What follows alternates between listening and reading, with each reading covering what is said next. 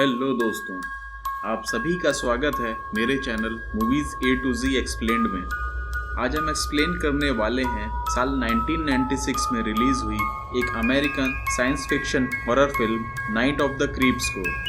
इस फिल्म की IMDb rating है 6.7। तो चलिए मूवी स्टार्ट करते हैं। मूवी की स्टार्टिंग सन 1959 से होती है।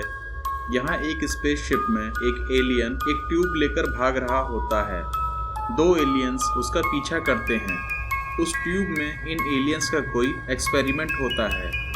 वो एलियन इस ट्यूब को स्पेस में छोड़ देता है, जिससे ये कंटेनर अर्थ की तरफ चला जाता है। इधर अर्थ में एक लड़का और लड़की कार में बैठे थे। उनके पास में कोई चीज़ स्पेस से आकर क्रैश करती है। लड़का उस क्रैश को देखने जाता है। वो वही कंटेनर ट्यूब था जो उस एलियन ने अपने स्पेसशिप से भेजा था। उसमें से एक स्लग जैसा क्रिएचर निकलकर लड़के के मुंह में चला जाता है। उधर कार में बैठी हुई लड़की को एक आदमी कुल्हाड़ी से काट कर मार देता है। अब कहानी सन 1986 में दिखाई जाती है। यहाँ एक कॉलेज पार्टी चल रही होती है। इसमें मूवी के हीरो क्रिस और उसके फ्रेंड जेसी को दिखाते हैं। यहाँ क्रिस को एक लड़की सिंडी पसंद आती है। जेसी सिंडी के पास जाकर उसे बताता है कि मेरा फ्रेंड क्रिस तुम्हें पसंद करता है, लेकिन सिंडी उसे बताती है कि उसका एक बॉयफ्रेंड है। जेसी जाकर क्रिस को ये सारी इन्फॉर्मेशन देता है और उससे कहता है कि सिंडी को इम्प्रेस करने के लिए हमें बीटा हाउस का मेंबर बनना होगा। बीटा हाउस उस कॉलेज की एक फ्रैटर्निटी थी जिसमें कुछ स्टूडेंट्स मेंबर थे। वो दोनों बीटा हाउस के लीडर मैक्स से मिलते हैं। मैक्स बीटा हाउस का मेंबर बनने के लिए उन्हें एक टास्क देता है, जिसमें उन्हें कॉलेज की मेडिकल लैब से एक डेड बॉडी लाकर डेल्टा हाउस के सामने गेट पर रखनी थी। क्रिस और जेसी इसके लिए मान जाते हैं। अब एक स्टूडेंट को मेडिकल लैब के बाहर दिखाते हैं। वो लैब में एंट्री का पासवर्ड भूल जाता है और फ़ोन करने चला जाता है। उसके पीछे से क्रिस और जेसी लैब में चले जाते हैं। लैब के अंदर एक चैम्बर में एक बॉडी रखी थी। जेसी डिसएंगेज का बटन दबा देता है, जिससे वो चैम्बर खुल जाता है और वो दोनों उस बॉडी को बाहर निकाल लेते हैं। तभी वो बॉडी जेसी का हाथ पकड़ लेती है, जिससे वो दोनों डर कर वहाँ से भाग जाते हैं। तभी वो मेडिकल स्टूडेंट वहाँ आ जाता है। वो बॉडी उसका गला पकड़ लेती है और उस बॉडी के मुंह से वो स्लग जैसे क्रिएचर्स उस स्टूडेंट के मुंह में चले जाते हैं। अगले सीन में ऑफिसर डेविड को दिखाते हैं। वो कॉलेज के मेडिकल लैब में उस मेडिकल स्टूडेंट की मौत की इन्वेस्टिगेशन करने आया था। यहाँ उसे पता चलता है कि यहाँ एक बॉडी को फ्रीज करके उस पर एक्सपेरिमेंट किया जा रहा था, लेकिन अभी यहाँ केवल मेडिकल स्टूडेंट की ही बॉडी थी। नेक्स्ट सीन में एक सरोरिटी हाउस दिखाया जाता है, जिसमें कॉलेज की लड़कियां रहती हैं। सिंडी भी यही रहती है। तभी दिखाते हैं कि वो फ्रीज डेड बॉडी चलकर उस सरोरिटी की तरफ जा रही थी। सिंडी अपने कमरे में होती है। तभी उसे खिड़की से आवाज़ आती है। वो देखने जाती है तो उसे खिड़की में वही डेड बॉडी दिखती है।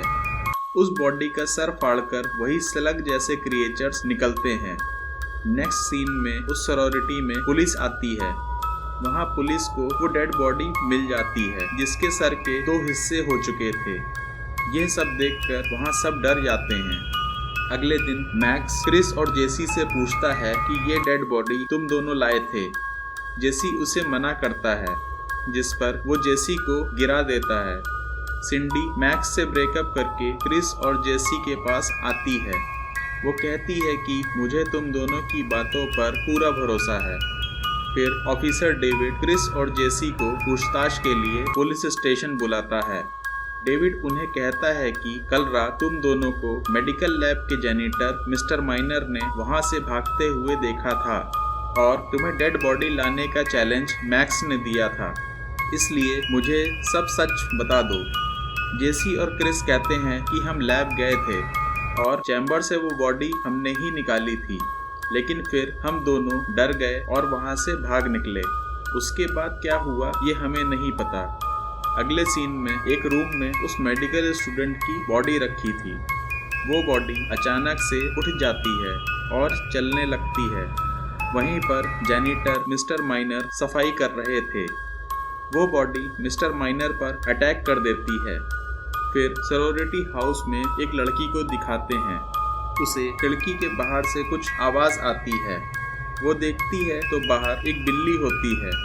वो उस बिल्ली को उठा लेती है, लेकिन उस बिल्ली को देखते ही वो चिल्लाती है, क्योंकि वो स्लग जैसे क्रिएचर्स उस बिल्ली के अंदर थे, जिससे वो ज़ॉम्बी जैसी बन गई थी। नेक्स्ट सीन में सिंडी क्रिस और जेसी से मिलने आती है। जेसी क्रिस को इशारा करता है कि यही मौका है सिंडी से अपने दिल की बात कहने का। जेसी वॉशरूम का बहाना बनाकर वहां से चला जाता है। सिंडी क्रिस को बताती है कि वो डेड बॉडी उसकी खिड़की में आई थी, जिसके सर से स्लग जैसे क्रिएचर्स निकल रहे थे। क्रिस उससे आराम करने के लिए कहता है। दूसरी तरफ जेसी वॉशरूम में था। वॉशरूम के बाहर मिस्टर माइनर थे, जो स्लग क्रिएचर से इन्फेक्ट होकर ज़ॉम्बी बन चुके थे।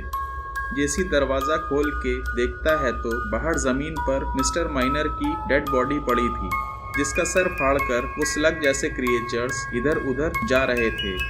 जेसी एक माचिस से कागज़ जलाकर ज़मीन पर रखता है। स्लग उसके कांटेक्ट में आते ही जल जाता है। फिर जेसी वॉशरूम में गिर जाता है, जिससे एक स्लग उसके मुंह में चला जाता है। दूसरी तरफ सिंडी क्रिस से अगले दिन की डांस पार्टी में चलने के लिए पूछती है। क्रिस मान जाता है और अपने हॉस्टल के लिए निकल पड़ता है। अगले सीन में एक घर में एक बूढ़ी औरत अपने कुत्ते के साथ दिखाई जाती है। तभी उसके फ्लोर से कुछ आवाज आती है। जमीन के नीचे से कोई एक कुल्हाड़ी से वो फ्लोर तोड़ रहा था। फ्लोर से बाहर निकलने पर वो अपनी कुल्हाड़ी से उस औरत को मार देता है। अब डेविड और बाकी पुलिस वाले उस कातिल को ढूंढने निकलते हैं। एक जगह जाकर सारे पुलिस वाले उस कातिल को घेर लेते हैं। जैसे ही वो पलटता है, सब हैरान रह जाते हैं, क्योंकि वो एक लाश थी जो अब एक ज़ॉम्बी बन चुका था। डेविड अपनी शॉटगन से उसका सर उड़ा देता है, जिससे उसके सर से कई स्लग जैसे क्रिएचर्स बाहर आते हैं। इससे पता चलता है कि ये क्रिएचर ही उस लाश को कंट्रोल कर रहे थे। अगले दिन सारे स्टूडेंट्स कॉलेज पार्टी की तैयारी कर रहे थे। क्रिस भी पार्टी के लिए रेडी हो रहा था। तभी उसे टेबल पर जेसी का टेप रिकॉर्डर मिलता है। जेसी ने उसमें एक मैसेज रिकॉर्ड किया था। जेसी कहता है कि कोई कीड़ा मेरे मुंह से मेरी बॉडी के अंदर चला गया है। वो मेरे दिमाग में है। मैं मर चुका हूँ, क्योंकि मेरी हार्ट बीट नहीं चल रही। वो कीड़ा ही मेरी बॉडी को कंट्रोल कर रहा है। मैं अपने पैरों से चल रहा हूँ। इन कीड़ों को आँख से जलाकर मारा जा सकता है। मैं तुम्हें बेसमेंट में मिलूंगा। ये सुनकर क्रिस बेसमेंट में जाता है, जहाँ उसे जेसी की लाश मिलती है। क्रिस ये बात जाकर ऑफिसर डेविड को बताता है। दूसरी तरफ बीटा हाउस के स्टूडेंट्स डांस पार्टी के लिए बस में चढ़ रहे थे। उनका लीडर मैक्स भी उस तरफ आ रहा था। तभी उसके पास उस बूढ़ी औरत का डॉग आ जाता है। वो डॉग भी इन्फेक्टेड था। एक स्लग उस डॉग के मुंह से मैक्स के मुंह में चला जाता है। सारे स्टूडेंट्स बस लेकर पार्टी की तरफ निकल जाते हैं। तभी उनकी बस के सामने वही डॉग आ जाता है, जिसको बचाने के चक्कर में उनकी बस पलट जाती है। अब वो इन्फेक्टेड डॉग उस बस में चला जाता है। कुछ देर बाद वो सारे स्टूडेंट्स उन स्लग जैसे क्रिएचर से इन्फेक्ट होकर ज़ॉम्बी बन चुके थे। ये सारे ज़ॉम्बी अब लड़कियों के सरोरिटी हाउस की तरफ बढ़ने लगते हैं। दूसरी तरफ इन्फेक्टेड मैक्स भी सिंडी के पास सरोरिटी हाउस पहुंच जाता है। सिंडी उसकी तरफ देखे बिना उसे लेकर बाहर गार्डन में चली जाती है। सिंडी उसे समझाने के लिए कुछ बातें कह रही होती है।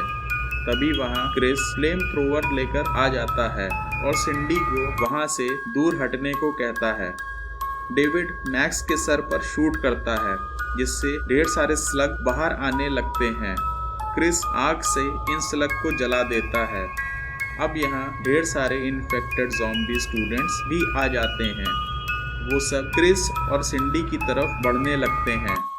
क्रिस उनके सर में शूट करता है और सिंडी उनकी बॉडी को फ्लेम थ्रोवर से जलाने लगती है।